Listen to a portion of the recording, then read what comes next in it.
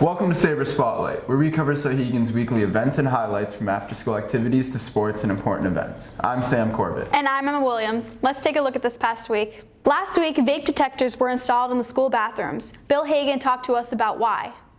This week, we sat down with the interim principal, Bill Haden, to discuss newly implemented safety features at Sauhegan.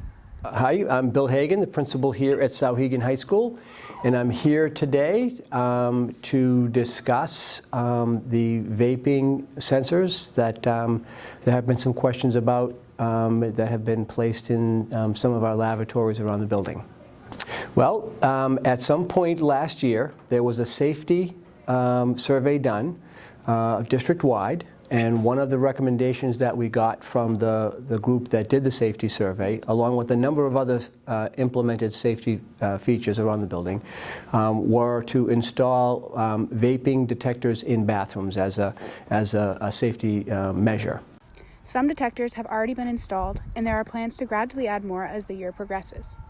At this point in time, there is an unspecified number. Not all bathrooms will have them in there, but I do know that there have been a number have been installed in labs. We should equate them to kind of units like smoke detectors. They're a way to ensure safety of students.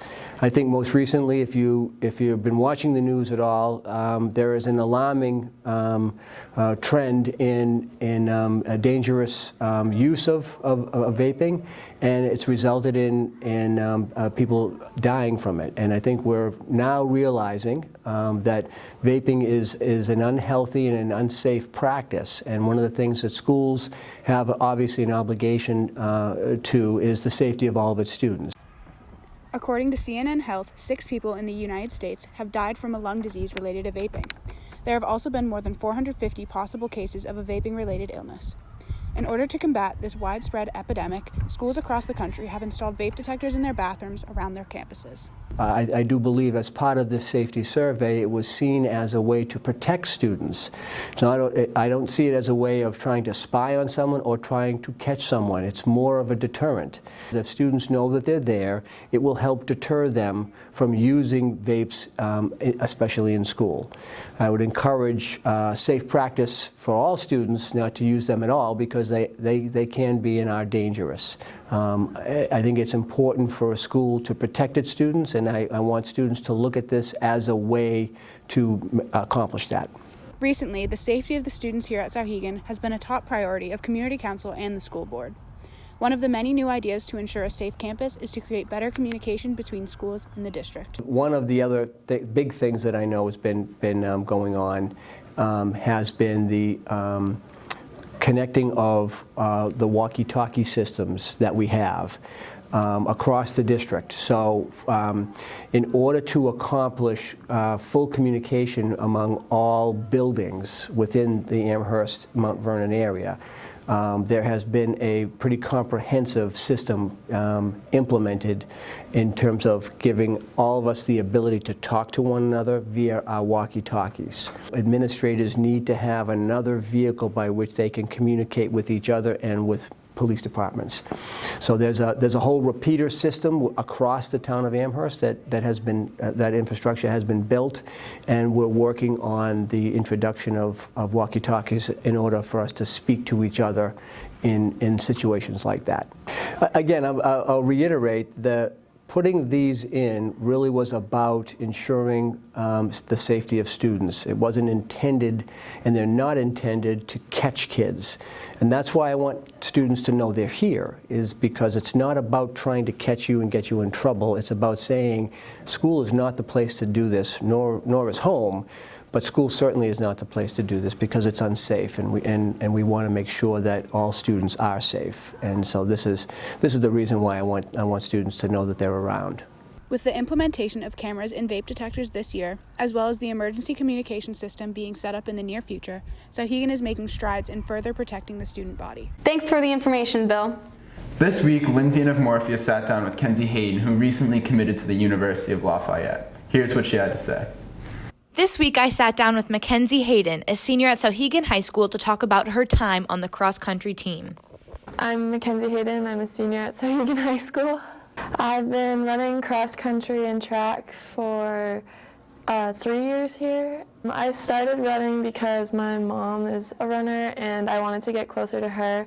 I just initially started doing it for fun, but realized how much I loved it and I guess started to pursue it more competitively. She told us about how the team has grown from the beginning of the season to the current races. So at the beginning of this season, our team was not even ranked in the top 10 for New Hampshire, and we just won our division meet and then meet of champions, and we're the #1 team in New Hampshire now, and we're moving on to New England's, which is this Saturday in Connecticut.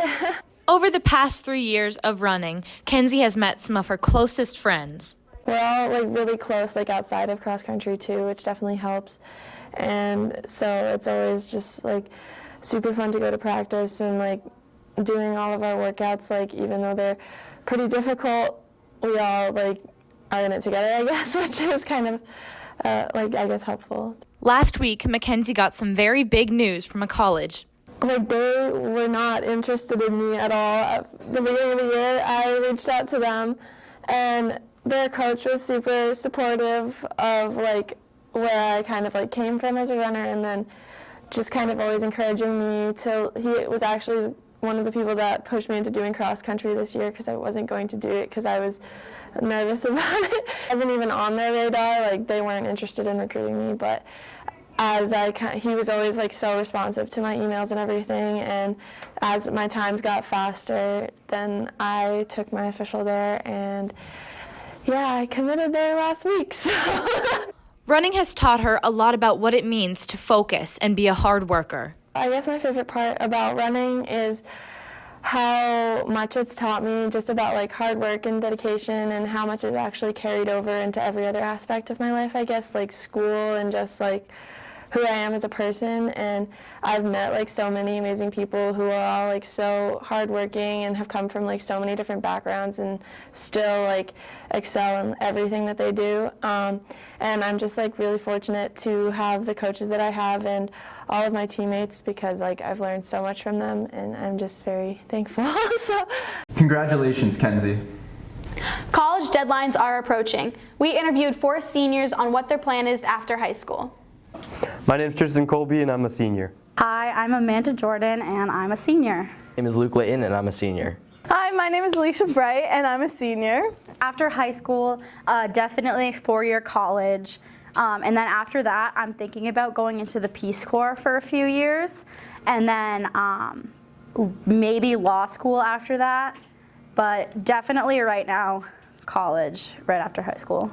So currently I am going to Eastern University in Pennsylvania right after high school, and I'll do my freshman year there, and then July after my freshman year I will go to basic training because I'm joining the Air National Guard, and then so it'll defer my sophomore year a year, and then I'll come back after a year away and do my sophomore, junior, senior year, finish. And then my dream is to be a child life specialist after college, but I might end up being deployed with the National Guard somewhere and not being able to do that, but we'll see what happens. Thinking like some of the state schools like University of New Hampshire and University of Vermont, and then my mom found some schools in Florida that I'm thinking about, but I'm not sure about just yet.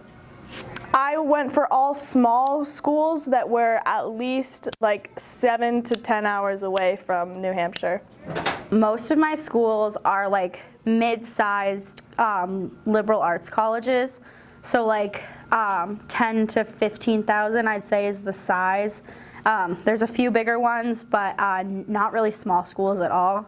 I was thinking like aeronautical science, or maybe if that falls through, because I know University of Vermont and New Hampshire don't have anything on that. So maybe something else from there, but I haven't really decided yet. Probably engineering, because I like engineering and math and science, but I don't know too much about college majors. And don't forget, semester 1 grades close today. Good luck, soldiers. And that's all for this week, Sabres. We'll see you next week with some more news.